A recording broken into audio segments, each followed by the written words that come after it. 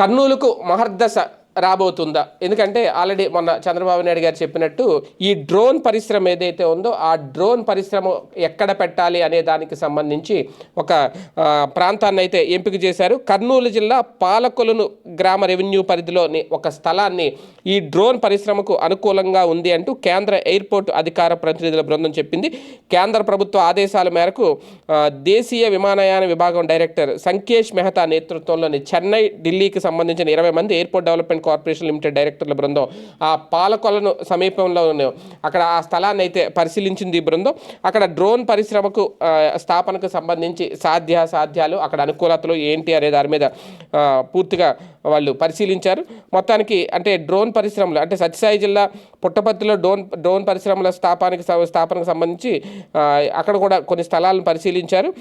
ఫైనల్గా ఏం చేస్తారనేది ఒక నివేదిక అయితే ఇస్తారు వీళ్ళు అక్కడ కేంద్రానికి.